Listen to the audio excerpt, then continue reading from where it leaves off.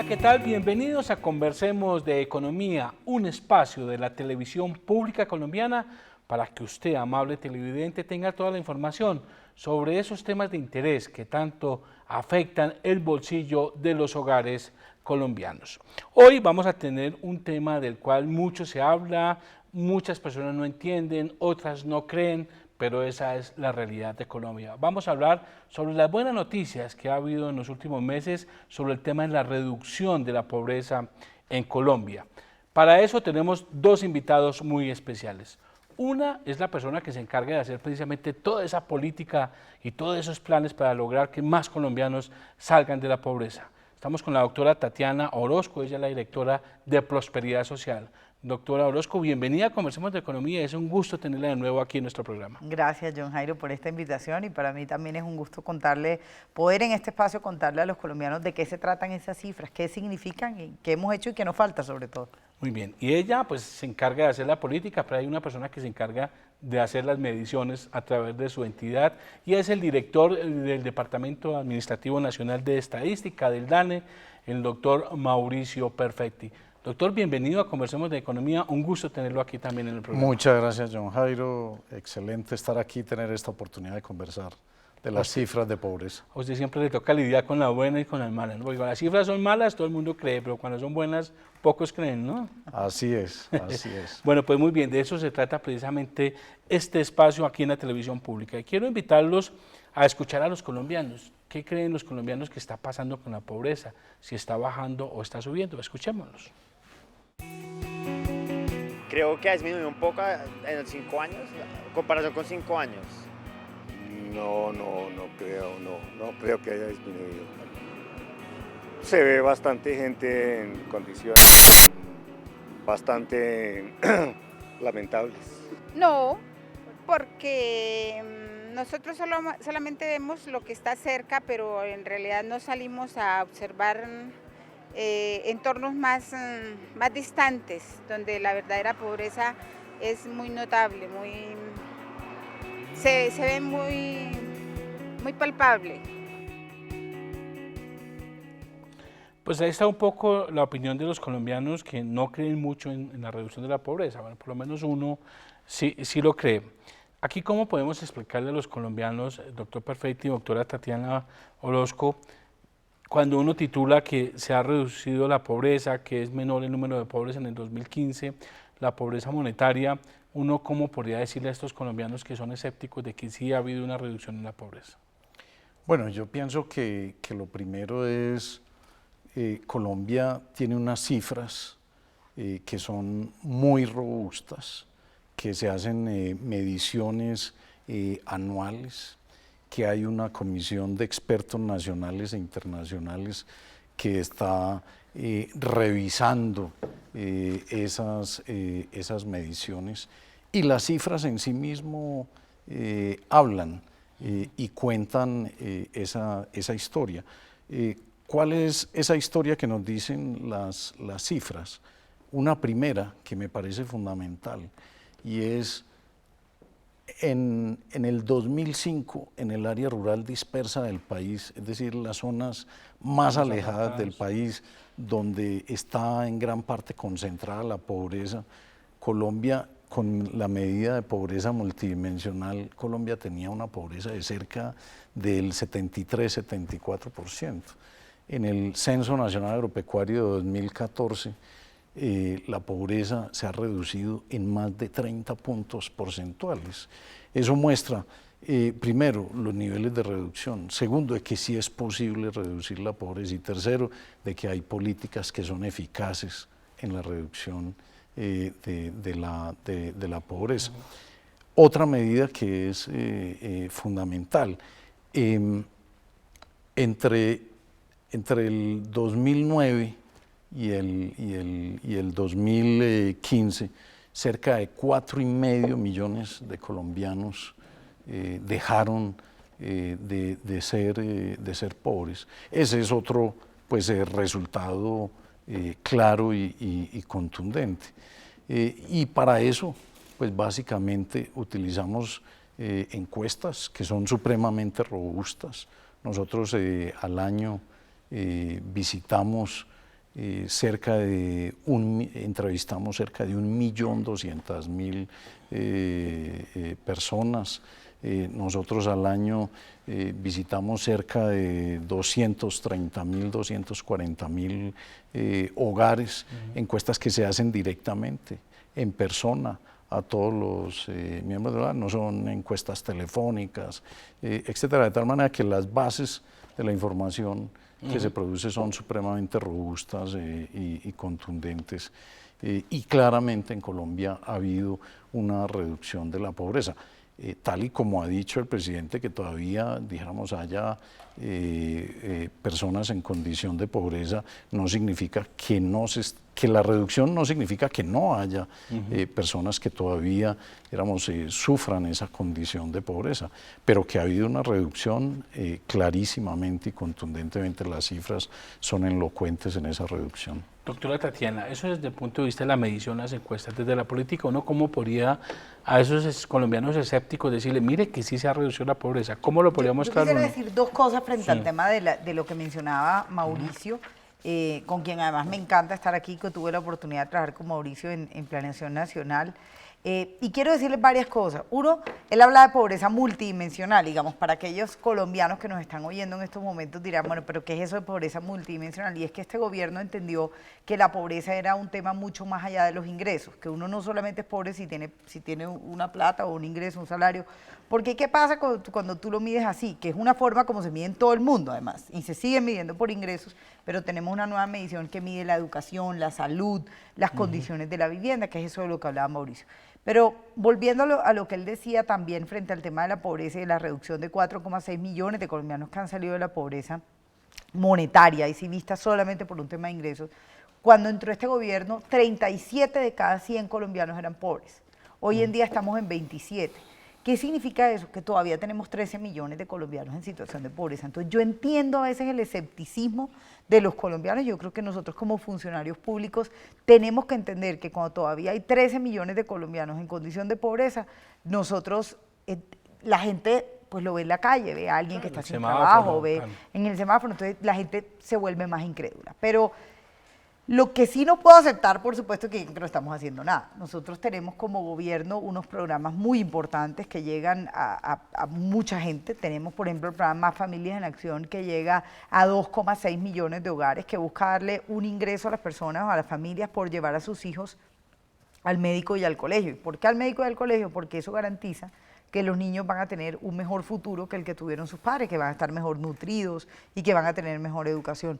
Pero adicionalmente a eso tenemos programas de generación de ingresos, yo ahorita sobre eso puedo hablar más, programas de infraestructura, de mejoramientos de vivienda, los mismos proyectos de acueductos. O sea, si uno mira el número de familias que hoy en día tienen acueductos en Colombia, gracias al trabajo que han hecho entidades como Prosperidad Social, pero sin duda y con mucho más ímpetu del Ministerio de Vivienda, pues uno tiene que reconocer el que 100.000 colombianos hayan recibido una vivienda gratis. Esos son todos pasos para lograr sacar a estas familias de la pobreza. No es suficiente, pero son pasos que se van dando para que los colombianos salgan de la pobreza. Yo que me recorro todo el país, en todos los municipios, siempre pregunto, ¿ustedes están mejor que hace 5 años? Y la respuesta, salvo algunas excepciones que sin duda se harán, la respuesta es que sí. Mire, un poco para ubicar a la gente, ¿qué es pobreza monetaria? Cuando hablamos de pobreza monetaria, poniéndolo en más claro, ¿qué significa? ¿Es una persona o una familia? Significa aquella persona que tiene un ingreso inferior mensual de 223.638 pesos. ¿Pobre o pobre extremo? No, ese es pobre, ese es pobre. En pobreza extrema es 102.109. Eso significa que por hogar para la línea de pobreza es un ingreso inferior mensual de 894.552 pesos mensuales, y en el caso de pobreza extrema 408.436. Ese es como el parámetro para no decir si una persona o si una familia está a nivel de pobreza. Ustedes mostraron en un comunicado que 16 de los 24 departamentos que se estudiaron se redujo la pobreza. ¿Eso es por qué? Porque la gente encontró empleo, o por el subsidio que da en Prosperidad Social, o es una combinación de todas las luchas, porque por si es por subsidio uno diría, pues bueno, eso puede ser ficticio. Es decir, un poco para que analicemos eso. A ver, en eso ahí dijéramos tres factores fundamentales que influyen. Uno primero es el empleo. Una de las razones fundamentales por las cuales se ha reducido la pobreza monetaria está asociada con las dinámicas de empleo en el país. Y pues basta recordar que Colombia en estos últimos años ha tenido unas tasas de ocupación supremamente elevadas, históricamente elevadas, que hacía muchos años no se tenían niveles de ocupación como los que se ha tenido en años recientes en el mercado laboral. Ese es un factor fundamental. El segundo factor obviamente son los precios. Porque pues los precios inciden en lo que yo percibo y en lo que yo gasto y en esa línea de pobreza. Entonces, pues los precios también influyen. Y tercero, las ayudas, pues como las que mencionaba Tatiana, las ayudas también son importantes porque inciden al final en el ingreso que tienen las personas. Entonces, esta combinación de factores, ¿sí? Empleo, ayudas y, digamos, y precios, en particular, pues ciertos precios de ciertos bienes, pues son los que finalmente inciden. Lo que ha sido definitivo y fundamental en estos últimos años en la reducción de pobreza ha sido lo que tiene que ver con empleo y, digamos, para los estratos más bajos, o sea, el nivel más bajo de ingreso, las ayudas son importantes y tienen una significancia importante en esa reducción de Doctora pobreza. Tatiana, como estamos mirando aquí es el informe sobre pobreza monetaria, ¿qué es lo que hace Prosperidad Social y el gobierno para lograr que la gente por lo menos mejore su ingreso, que tenga más de 890.000 pesos o más de 400.000 pesos para vivir? Hay varias cosas. Uno, las ayudas institucionales. Le hace más familias en acción y jóvenes en acción. Y Colombia Mayor, que no depende de nosotros, pero que ayuda muchísimo, porque es un ingreso adicional que está teniendo la familia y que va contra ese monto que mencionaba Perfetti. Entonces, digamos, si la familia ganaba 700, pero le entran 100.000 más por más familias en acción, pues se va acercando a un mayor ingreso entre las diferentes fuentes. Otra cosa que hace Prosperidad Social y que es un poquito difícil de explicar, pero voy a tratar de explicarlo simplemente, es que nosotros somos los encargados de la asignación de los programas de vivienda gratis del gobierno nacional. Entonces, si nosotros somos efectivos en lograr que esas viviendas lleguen a las familias más pobres, hay una cosa que se llama imputación del cargo de vivienda. Básicamente, ¿qué quiere decir eso? Que si tú tienes vivienda, no tienes que pagar arriendo. Entonces, al no tener que pagar arriendo, eso es como si tuvieras un valor adicional en tu ingreso. Claro. Digamos, eso Mauricio lo podrá explicar mejor, pero es como que te cuentan eso porque es un gasto menor que tienes, porque ya tienes tu casa. Aunque tengas que pagar servicios públicos, administración, pero eso igual te hubiera tocado pagarlo en otro lado. Entonces, digamos que ahí hay un pedacito en donde Prosperidad Social ayuda. Por ejemplo, voy a dar un dato y es que el 50% de las viviendas gratis que se entregaron a familias con una doble condición de que eran víctimas en pobreza extrema. Eso significa que la política del gobierno se fue a quienes más lo necesitaban. Lo tercero que nosotros hacemos son programas de generación de ingresos, vía dos formas, que es donde ya ahí está el famoso dicho que siempre se dice, y es no le des la plata, enséñale a pescar, no le des la comida, enséñale a pescar. Y nosotros en Prosperidad Social hacemos mucho eso. En el día de ayer, sábado, por ejemplo, entregamos con el presidente Santos en Barranquilla, yo no sé, a 700 personas se les entregó unos recursos para montar su emprendimiento. No se le entrega la plata, se le entrega un bien. Okay. Por ejemplo, voy a mencionarte varios casos que tenemos. Uno que me encantó mucho, en Manizales existe una señora que se llama la Reina del Despecho. Ella cada vez que hacía una presentación, ella que es cantante, cada vez que hacía una presentación le tocaba pagar 80.000 pesos de alquiler de sonido. Y Prosperidad Social le entregó a ella un equipo de sistema de sonido para que no tenga que alquilarlo cada vez. Entonces, claro, ahora ella va a tener una mejor rentabilidad en su negocio, que es con su voz y su cuerpo. Tenemos también, por ejemplo, en todas partes hemos entregado también peluquerías, hemos entregado cosas para montar restaurantes, hemos entregado, por ejemplo, en Media Luna, Guajira, y eso lo puse recientemente en mi Instagram, puse una factura de la Asociación de Pescadores de Media Luna. Allá les entregamos una lancha, les entregamos con motor, claramente, les entregamos un GPS, les entregamos las atarrayas, decimos, pues las mallas, les entregamos caretas de pesca, les entregamos todo el kit. Ya llevan facturado más de 10 millones de pesos y esas entregas se hicieron tan solo hace 2 meses. Entonces, ese es el tipo de cosas que nosotros hacemos. Hay emprendimientos individuales y hay emprendimientos colectivos que estamos llevando a todo el territorio nacional, particularmente a las ciudades capitales, las ciudades más grandes, vienen los emprendimientos individuales y a las ciudades más pequeñas van emprendimientos colectivos, como una asociación de lecheros, por ejemplo, que le entregamos un camión porque se les estaba dañando en Antioquia, porque se les estaba dañando la leche mientras esperaban que viniera a recoger la leche. Entonces, les entregamos un camión y hoy en día ya ellos tienen su propio sistema de distribución y de recolección de leche. Frente a ese tema y con un tema de subsidios de familia en acción, jóvenes en acción, hay quienes dicen y han cuestionado que eso es una forma ficticia de reducir pobreza, porque es una gente que simplemente recibe esa plata, muchas veces pueden utilizarla en otras cosas distintas al fin. ¿Es buena esa política de estar otorgando subsidios, regalándole la plata a la gente y no dándole por el otro lado que ustedes sí hacen? Es decir, ¿eso no es un error? Yo creo que tiene que haber una combinación de cosas. Ahora, quiero decir algo, esto no son subsidios y esa es una discusión que siempre se ha tenido. Esto, digamos, aquí uno le está dando la plata condicionada a que hagan algo. ¿Algo por quién? No por ellos, sino por sus hijos. Y la condición es que tienen que llevarle a los hijos al médico con una periodicidad.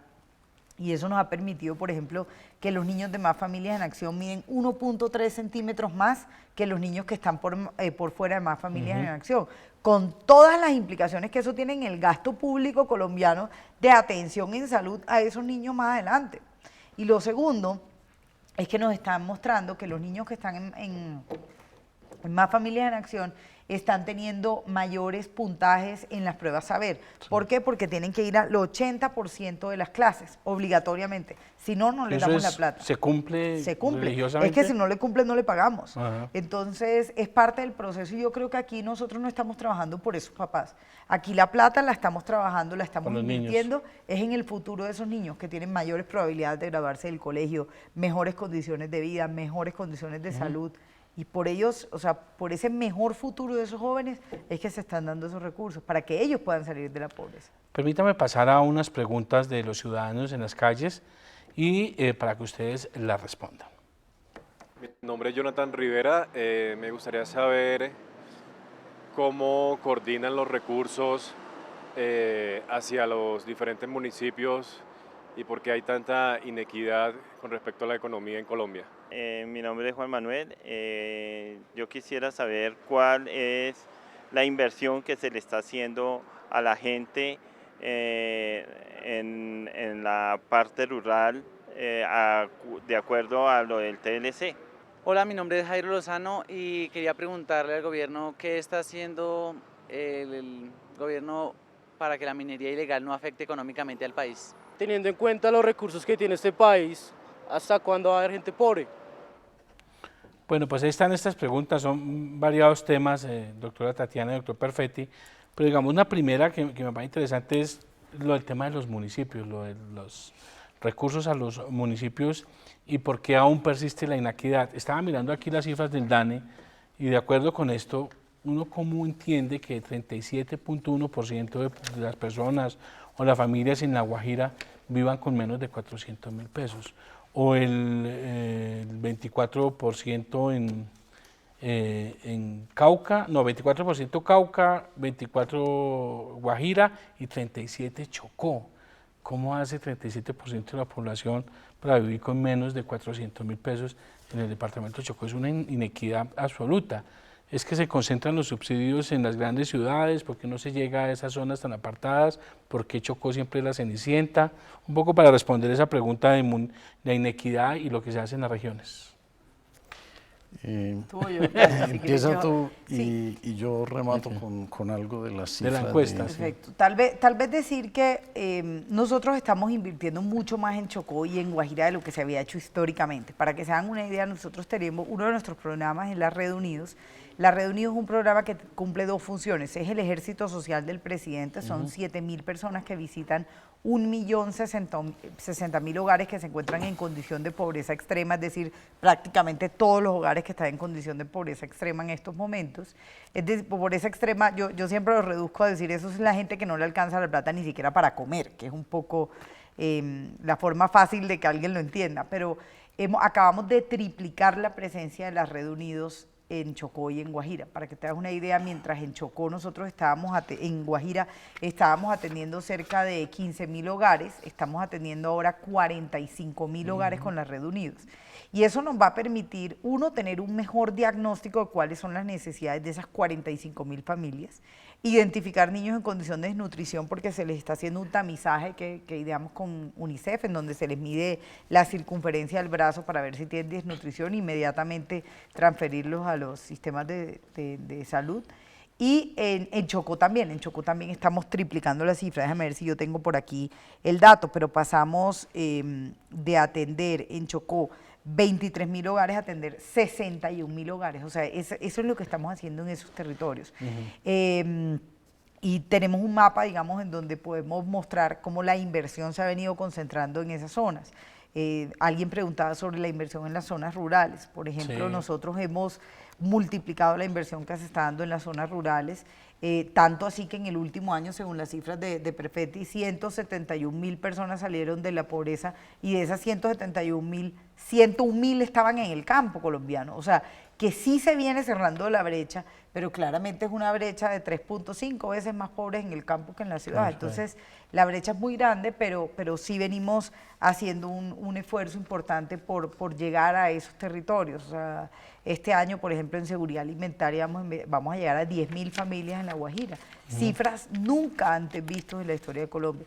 Y tal vez hay dos cosas que hacen que sea más difícil invertir en Chocó y en Guajira, y es la ruralidad. Yo creo que eso el Perfetti pues lo conoce muy bien por todo el censo agropecuario que ellos hicieron, en donde se describe eso. Esa ruralidad hace que para nosotros llevar un programa nuestro al Chocó nos vale a veces 2 y 3 veces más, porque todos los operadores tienen que llegar en lanchas, tienen que llegar después de 2 días, o sea, la conectividad es algo que está afectando a departamentos como La Guajira y como... En Guajira se pierde con una facilidad, Así pues es. no es fácil llegar.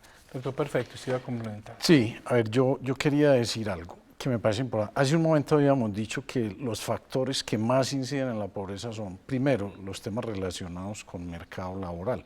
Entonces, claro, departamentos como el Chocó y departamentos como La Guajira, pues esas condiciones del mercado laboral tienen unas condiciones muy particulares. En el caso de Chocó, por ejemplo, digamos, la ocupación, las posibilidades, las oportunidades de ocupación son más reducidas, dependen muchísimo de ciertas dinámicas de inversión pública, etcétera. Entonces ese es un factor obviamente que incide en departamentos como Chocó. En segundo lugar, otro factor muy importante, habíamos hablado de que los precios inciden también en esas definiciones de pobreza. En estos departamentos, pues lo que dice Tatiana, las distancias, etcétera, pues hacen, dijéramos, que los precios pues difieran, dijéramos, con respecto al país. Y un tercer factor que es muy importante, que no se puede perder de vista. El censo agropecuario fue un censo incluyente. Es primera vez que se hace un censo agropecuario de manera incluyente con los mismos territorios étnicos. Nosotros, ¿qué encontramos? Que la pobreza multidimensional en los territorios étnicos del país es mayor a la del general del país. Chocó y La Guajira pues son departamentos que concentran una parte importante de grupos étnicos y eso también influye en estos resultados de esas diferencias grandes que hay en términos de pobreza. Para esta pregunta me gustaría que se despojaran de su condición de director del DANE y de directora de Prosperidad Social, un poco como expertos que son, como economistas que son y que han estado en varias instancias. ¿Por qué Chocó es igual a corrupción y en los niveles de pobreza? Guajira coincide corrupción, pobreza.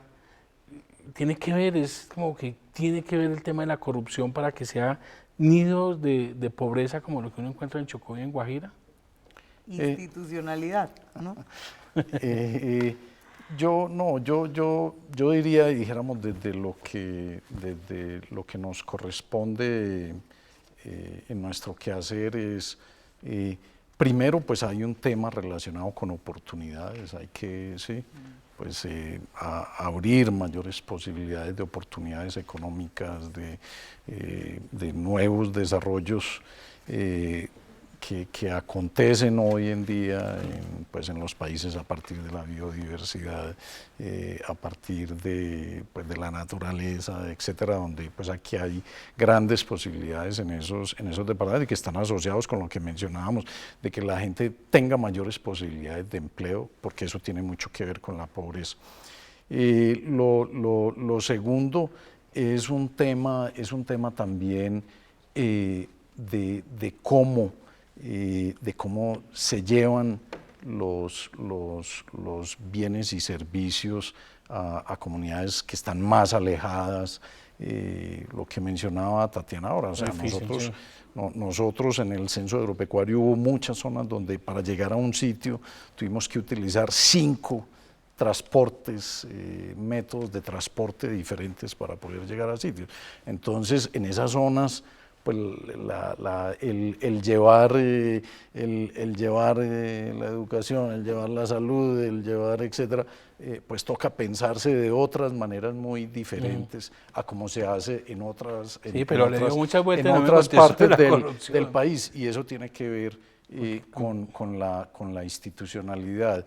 Y lo tercero pues tiene que ver con el mejor aprovechamiento de los recursos que se tienen hoy en día, de los recursos de regalías, de los recursos del Sistema General de Participación. Ahora, etcétera. también coincide con algo que mencionaba Perfetti ahorita cuando hablaba de las poblaciones indígenas y de los territorios étnicos.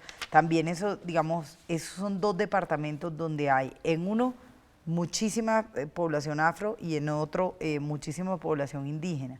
Y ahí es donde estamos viendo los mayores niveles de condiciones de pobreza y es donde más estamos invirtiendo. Prosperidad Social, por ejemplo, tiene un programa que se llama IRACA, que fue el que entró, por ejemplo, en Media Luna, Guajira, que es un programa que llega a poblaciones indígenas y afros y llega con seguridad alimentaria, con proyecto productivo y con trabajo también de instituciones, de comunidad, de manejo de las comunidades, de fortalecimiento de lazos entre las comunidades. Y esos son programas que estamos llevando muy fuertemente a Chocó y a Guajira, porque de hecho son los departamentos donde prácticamente, y Cauca, donde prácticamente tenemos mayor presencia con ese programa que se llama IRACA y que está llegando a esas comunidades afroindígenas. Pero yo sí creo que el tema de la institucionalidad es muy importante. Sí. Yo creo que ahí el fortalecimiento de las instituciones es algo que es lento, pero que también tiene que ver con que capacitemos a la gente, con que los profesionales se quieran meter en temas de política. Pero yo creo que desde el Gobierno Nacional venimos haciendo una agenda bien interesante con La Guajira y con el Chocó a través del Plan Pacífico, que yo creo que nunca antes se habían hecho inversiones como las que se están viendo en Chocó. Mauricio mencionaba el tema del empleo y uno lo que ve cuando ya mira las cifras más detenidamente, por ejemplo, en el Chocó, uno mira que en Quibdó, por ejemplo, se están dando muchísimas actividades, digamos, el empleo está jalonado mucho por los servicios, por las inversiones de gobierno, por el tema de acueducto, la misma inversión que se está haciendo en el acueducto en Quibdó, el aeropuerto, todas esas son cosas que nos están ayudando a generar empleo en Quibdó. Pero entonces ahora el Pero reto es en las cómo zonas hacemos apartadas. para llegar con empleo a las zonas apartadas, y ahí es donde solamente podemos llegar con emprendimientos colectivos. El tema en el Chocó también es cómo hacemos para que esas comunidades tan apartadas puedan llevar sus productos a las cadenas que finalmente les van a comprar. Entonces sí tiene que ver mucho con el empleo también. Pues muy bien, vamos a ir a un pequeño mensajes institucionales, vamos a unas preguntas también de ciudadanos en las calles y cuando regresemos respondemos, ¿les parece? Dale. Muy bien. Mi nombre es Ricardo Castillo. ¿Cuándo va a implementar el empleo para los estratos bajitos con un sueldo digno para que las personas no se cuelen en el Transmilenio, porque o pagan el Transmilenio o comen? Yo soy Rosa Rodríguez. Quiero hacer una pregunta. ¿Qué está haciendo el gobierno para implementar empleos para la gente de menos recursos? Buenos días, mi nombre es Constanza González y yo quisiera preguntarle al gobierno nacional cuál es la manera o la forma para equilibrar las cargas económicas en las clases sociales en nuestro país. Y una de las cosas que estamos impulsando es un plan para que de aquí al 2025 logremos acabar con la pobreza extrema. Estamos presentando Conversemos de Economía. Estamos presentando Conversemos de Economía.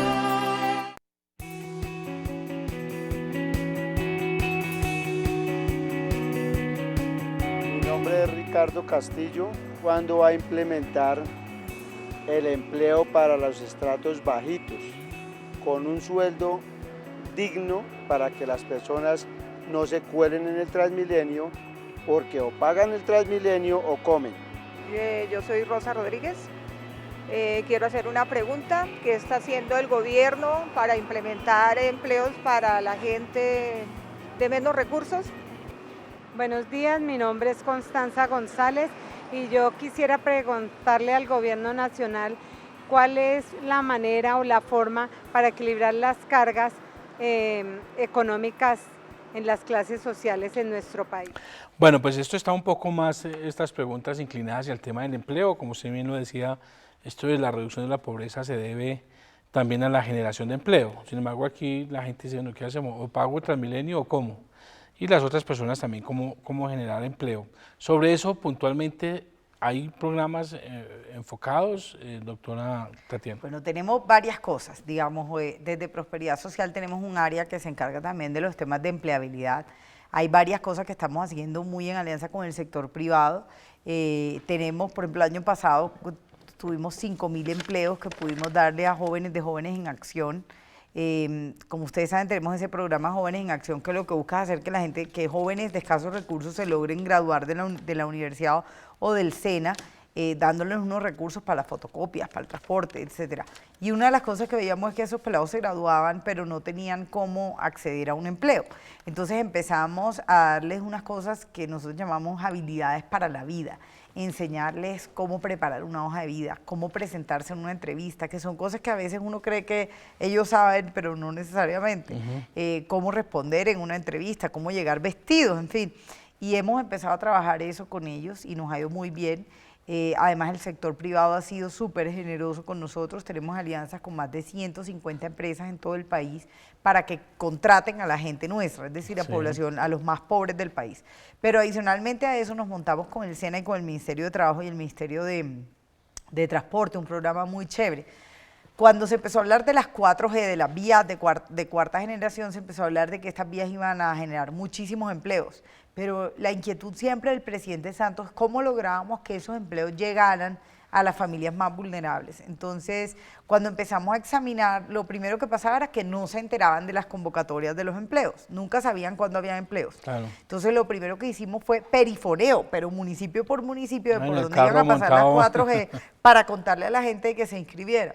El SENA nos ayudó con todas las inscripciones, pero además de ayudarnos con las inscripciones, lo otro que nos pasaba era que listo, se enteraban, pero no contaban con las capacidades para poder acceder a los empleos. Entonces, con el SENA montamos un programa para capacitar a esas familias y es así como hemos venido trabajando con el Ministerio de Transporte y con la ANI, con los concesionarios, a quienes les agradecemos todo el apoyo que nos han dado, porque nosotros les entregamos las hojas de vida de la gente ya capacitada, para que puedan entrar a contratarlos, y eso nos ha permitido pues lo que nosotros los economistas llamamos es como cerrar esas brechas de información o esas inequidades que existen en información para que los más pobres puedan acceder a esas oportunidades que está brindando esa inversión que por primera vez se está viendo tan grande en nuestro país. ¿Pero ese empleo es de salario mínimo o de menos de salario mínimo? Hay de todo. No, salario mínimo. Mínimo Nunca tiene hay por que ser debajo del salario, nunca salario hay mínimo. por debajo del salario Así mínimo. sea en una carretera No, nada, pues en algo que trabaja en medio tiempo, pero digamos, Ok. hay de todo. Y además no solamente son obreros, hay cocineros, porque claro, toda esa gente que está trabajando ahí Campamentos, también necesita alguien que les cocine. O sea, hay de todo un poco, la verdad, en esa oferta laboral. Yo diría algunas cosas que me parecen fundamentales. Primero, algo que ha caracterizado en los últimos años la economía, el empleo es, Colombia hoy en día tiene unas altas tasas de ocupación que no las tenía. Pero una característica de esas tasas de ocupación es que una gran parte del empleo que se está generando es empleo formal. Eso favorece mejorar las condiciones de vida, las condiciones de pobreza, las condiciones de equidad, como mencionaban.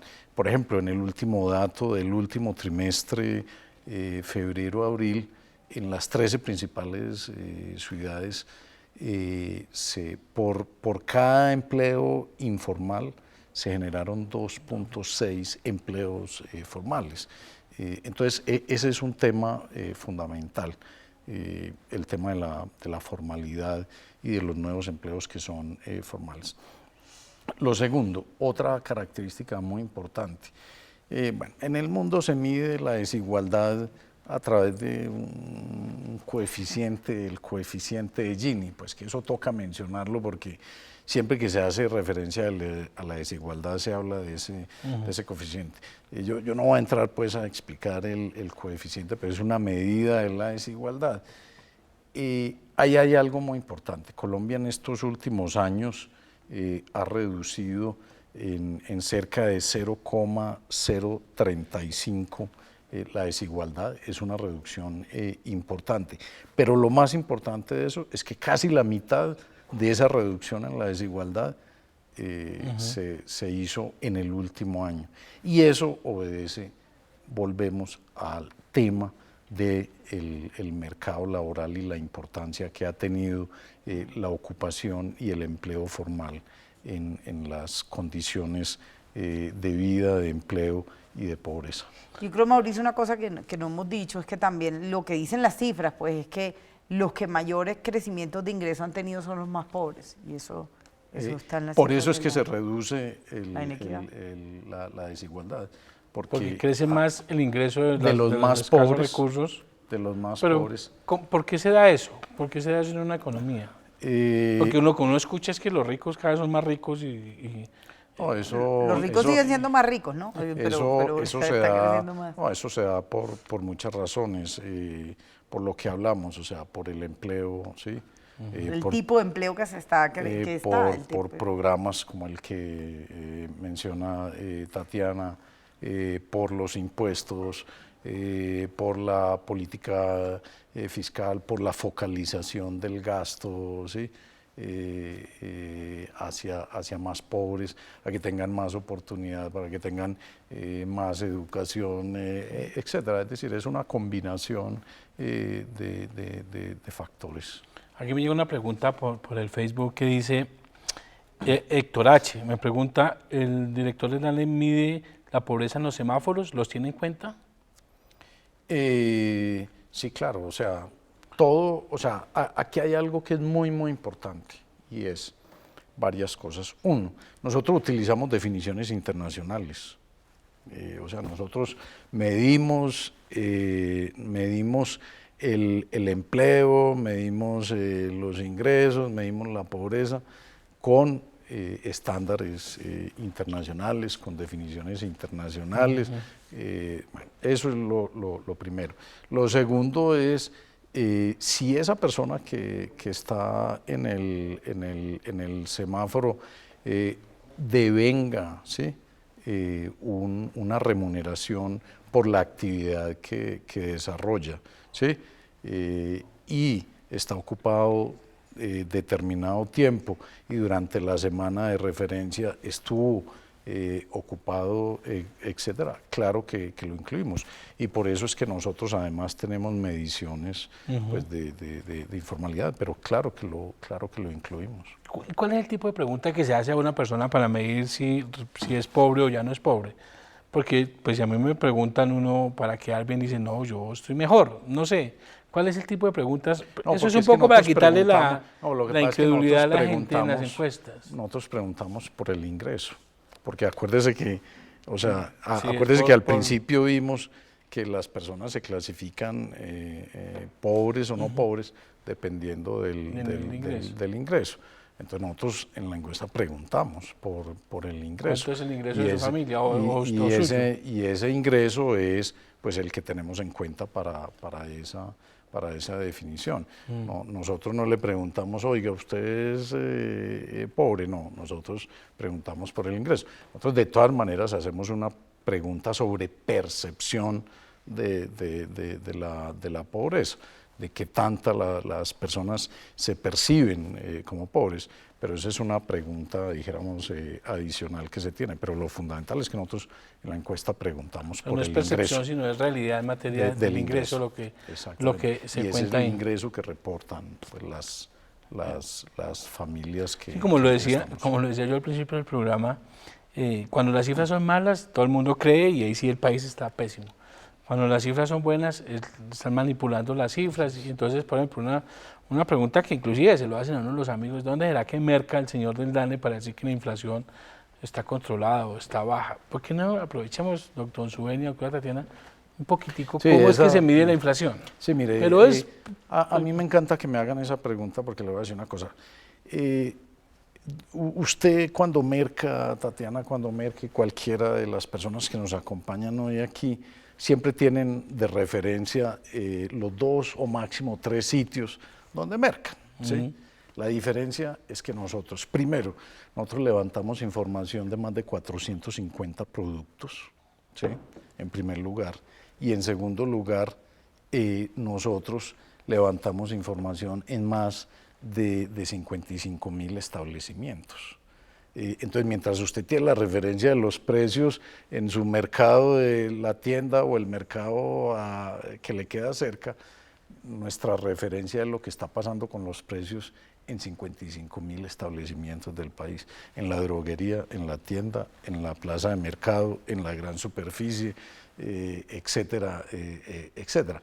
Entonces, por eso, pues el promedio de nosotros es muy diferente a su percepción porque usted tiene en referencia solo el mismo sitio siempre, al que usted va. Nosotros tenemos de referencia 55.000 sitios donde nosotros levantamos la información. Pero de todas maneras, mire que con estas últimas mediciones, ahí sí está bien medio. Antes no, pero... Bueno, pues muy bien. En esta última parte del programa, nosotros le preguntamos a los colombianos, y eso es también una pregunta para ustedes, si ya dado estos resultados y teniendo en cuenta que hemos venido en varios años hablando de la reducción de la pobreza, si la gente se considera entonces que es de clase media. Un poco es para hacer esa discusión si hemos ya migrado hacia un país de clase media o no. Miremos qué opinaron los colombianos. Creo que está un poco más abajo de clase media, porque no se ha invertido mucho en lo que es en la educación, y esa es la base de cualquier país, una buena educación. No, creo que es un país de clase muy pobre, de muchas desigualdades, de mucha injusticia, de una división social muy marcada y por eso toda la violencia que se ha vivido en este país. Que hay gente pobre y hay gente rica, hay los dos términos, mitad y mitad. Hay más pobres que la gente de plata. Porque según los últimos datos que se han conocido, parece que la pobreza extrema ha disminuido. Y los ricos van siendo menos también, entonces creo que la clase media sí ha aumentado. Sí, obviamente es un país de clase media. Son más los pobres que los ricos. Bueno, ahí sí están un poco más como divididas las opiniones y aunque hay mucha gente pesimista, pero sí la gente comienza a reconocer como una mejoría en lo que es en su nivel de ingreso. Ustedes que son expertos también, uno podría hablar de Colombia, ¿se está dando esa tendencia hacia un país de clase media o aún estamos lejos de que sea así? No, yo pienso que la reducción que ha venido teniendo Colombia en la pobreza, pues sin duda lleva a la necesidad de tener esa mirada de entonces ese otro segmento, ¿sí? que no es pobre, que no es rico y que sin duda está en esas condiciones de clase media. Parece que ese es un tema muy importante que Colombia tiene que mirar, tiene que reflexionar, tiene que tener en consideración desde el punto de vista de las mediciones, de la política pública, además porque dentro de ese segmento pues hay digamos, una clase media consolidada, etcétera, y hay unos que dejaron esa condición de pobreza, pero que tienen algunas condiciones de vulnerabilidad, así hayan dejado la pobreza. Entonces me parece que esa mirada es trascendental para el futuro del país. Yo recojo esas palabras últimas que dijo Mauricio, y es que Colombia sí es un país de clase media. Lo que pasa es que la mitad de esa clase media es una clase media, o sea, más o menos, la mitad de esa clase media es una clase media no consolidada. Hay gente que la llama vulnerable, hay gente que la llama emergente. Es una gente que salió de pobre, pero todavía no se puede decir que es clase media, mejor dicho, puede volver a recaer. Y yo creo que como Estado, y esa es una de las cosas que estamos revisando con Planeación Nacional y sobre lo cual hemos venido trabajando muchísimo el último año, es fortaleciendo la política pública para esa población, que ya no es pobre, o sea, que ya tienen con qué comer y con qué vestirse, pero que en cualquier momento pierde su trabajo, claro, algún miembro del hogar se enferma y puede volver a recaer. Y lo que estamos viendo es que en lo que más se parecen a los pobres es que tienen bajo nivel educativo y mucha informalidad laboral. Entonces son dos cosas en las cuales nos van a ver trabajando mucho en los próximos años. Precisamente una de las personas hablaba de los bajos niveles de educación. Desde el DPS, además, y me parece muy importante reiterar, que es que no se le regale la plata, no se le regale la plata al señor para que vaya a la tienda a tomar cerveza, sino que eso tiene unas condiciones y ahí eso ha mejorado ese tema de que los niños primero vayan al colegio. Claro que sí, ha mejorado muchísimo y de hecho otra de las cosas que estamos haciendo con la ministra Gina es los programas de alfabetización. Estamos haciendo todo un proceso con Gina para poder focalizar, que fue una palabra que usó ahorita Mauricio, que no significa nada distinto a llevar los programas donde más se necesitan y a las personas que más lo necesitan. Entonces estamos haciendo un análisis municipio por municipio, dónde están las familias con analfabetismo para llegar allá, sabiendo con la Red Unidos además dónde están esas familias para poderlas capacitar. Pero asimismo tenemos muchísimos programas, pues en este gobierno, pues ustedes saben que uno de los pilares, así como tenemos la paz y la equidad, pues por supuesto para el presidente Santos es la educación. Hay una pregunta que una de las personas de la televisión hizo y yo sí quería contestarla y es ¿hasta cuándo vamos a tener pobreza en el país? Y una de las cosas que estamos impulsando es un plan para que de aquí al 2025 logremos acabar con la pobreza extrema. ¿Eso qué significa llegar? Nosotros estamos alrededor del 7% de pobreza, la idea es reducirlo un poco más de la mitad de aquí al 2025, son cifras que son consideradas por los estadistas, que son gente que entra y sale, pero que son considerados ya cuando uno llega a esos niveles del 3, 3,5, se considera que ya no hay pobreza extrema en un país y a eso le estamos apuntando con el presidente Santos. De aquí al 2025, Colombia libre de pobreza extrema. Mira, hay un tema que es los departamentos con menor pobreza monetaria extrema, es decir, con menos gente que gana menos de 400.000 pesos, pues está Bogotá, Atlántico, la tierra aquí la doctora Tatiana, y Cundinamarca. Digamos, y los departamentos con lo mismo, más o menos se mantiene la misma tendencia en lo que es pobreza no extrema, sino la pobreza normal, que es Bogotá, Cundinamarca y Santander. ¿Qué pasa? ¿Qué es la diferencia, por ejemplo, entre un Santander, un Cundinamarca, un Atlántico frente a Chocó, que ya lo analizamos, y La Guajira, para que se den unos mejores indicadores en este tipo de departamentos? Yo le voy a dar una respuesta coherente con todo lo que hemos mencionado. Si usted mira las tasas de desempleo en en Barranquilla, en Bucaramanga, en Bogotá, son las menores. Son las menores tasas de desempleo. Mientras que la tasa en Quibdó es una de las tasas más altas. Entonces el tema del mercado laboral es muy importante en términos de pobreza. Para terminar, el tema de la paz, y eso especialmente en el tema de prosperidad social, un país con un ambiente distinto, un país con un acuerdo con las FARC, un país que pueda liberarse más recursos para la inversión social, sería un país diferente, podría llegar inclusive a estas cifras más rápido del 2025, esos sueños que se tienen. Totalmente, mira, yo creo que, digamos, está la frase esa que dice comparemos más, pero la verdad es que más allá de eso, mira, es un país en donde hoy en día tenemos, digamos, un número de víctimas importante. Estamos hablando de más de 7 millones de víctimas en todo el país. ¿Qué pasa? No vamos a tener más víctimas engrosando ese listado de personas que están en una condición de vulnerabilidad. El mismo gasto. Hace un año vimos por primera vez en la historia de nuestro país que el gasto en educación fue mayor al gasto de guerra. Y nosotros en prosperidad social somos el tercer sector, o sea, ahí vamos subiendo en materia de inversión social para las familias que más lo necesitan. Y estoy segura que en la medida en que tengamos que dedicar menos recursos a la defensa de nuestro país, pues vamos a tener mucho más recursos para inversión social.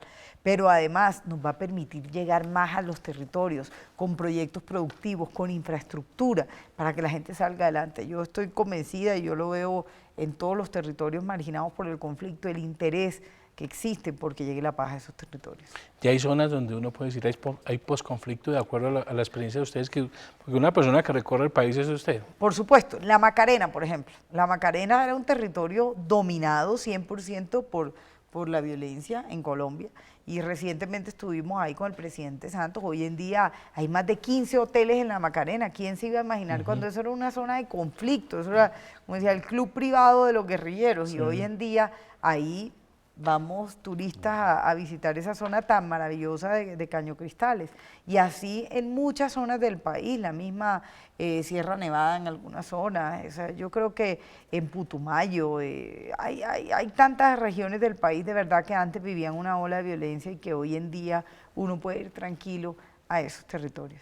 Doctor Perfetti, el tema de la paz y el impacto no solo en la pobreza, sino en todos esos indicadores que usted mide, empleo, inflación, en todo lo que pueda, crecimiento económico, que resultó pues muy importante en el primer trimestre del año. Sí, sin duda. O sea, la paz es la gran diferencia en poder avanzar muchísimo más en muchos indicadores de lo económico y lo social, y además en las zonas rurales dispersas, que es donde está concentrada la pobreza, pues la paz abre muchísimas oportunidades productivas, de que los niños puedan ir tranquilamente al colegio, etcétera, y pues eso marca una gran diferencia pues entre, dijéramos, el pasado y esas clarísimas posibilidades inmediatas del futuro. Por último, si usted pudiera, muy cortico, decirle a los colombianos, hombre, crean que aquí se está haciendo y que estas cifras que nos entrega el DANE no son de mentiras, y que se está dando, uno como podría darle esa dosis de optimismo a los colombianos que a veces se arranchan mucho en el pesimismo y en las malas noticias. Que se pregunten a sí mismos si están hoy mejor que hace 5 años. Eso es así de fácil, y les garantizo que nos van a creer las preguntas cuando hacen un análisis no solamente al interior de ellos, sino con sus familias, con sus vecinos. Van a ver que sí, hay más vivienda, hay mejores acueductos, hay mejor educación, hay una cantidad de variables que nos hacen pensar que Colombia hoy está mejor que hace 5 años. Nuestro perfecto, ese mensaje final. Mire, yo pienso que cuando uno compara los indicadores de Colombia de hace varios años en términos de acceso a los servicios básicos, de energía eléctrica, de las tasas de analfabetismo, digamos, las transformaciones son muy grandes. Yo siempre pongo un pequeño ejemplo. Cuando yo era pelado, utilizando los términos aquí de Tatiana, cuando yo era pelado, yo iba a Urabá. En Urabá no había luz, ¿sí? Tocaba usar planta eléctrica, no había acueducto y muchas personas andaban descalzas. Hoy en día Urabá es un emporio grandísimo, es donde está concentrada gran parte de uno de los productos más importantes del país, más productivo, de mayor exportación, como el banano. Hay acueducto, hay alcantarillado, hay interconexión eléctrica. Ahora nos falta, todo no está perfecto. Claro, pero la transformación del país ha sido grandísima y ha habido unos avances grandísimos y finalmente las cifras del DANE se basan en estándares internacionales, con encuestas robustas y son medidas certeras, reconocidas internacionalmente por Naciones Unidas, por la OCDE, sobre las capacidades que tiene el país en sus estadísticas. Pues muy bien, doctora Tatiana Orozco, directora de Prosperidad Social, muchas gracias por estar con nosotros y por hacer toda esta pedagogía sobre lo que es el tema de la pobreza en el país. Todas las veces que quieras aquí estaremos, John Jairo. Gracias a ti por la invitación. Muchas gracias. Y doctor Perfetti, director del DANE, muchas gracias también por dedicarnos este espacio a contarnos cómo es que nos miden. A ustedes muchas gracias por esta invitación y muy bueno tener esa posibilidad de Pues conversar sobre las estadísticas del país. Muy bien, y ustedes, amables televidentes, muchas gracias por permitirnos estar en sus hogares y poder compartir estos temas de interés para su familia. Nos vemos la próxima semana en otro tema aquí en Conversemos de Economía.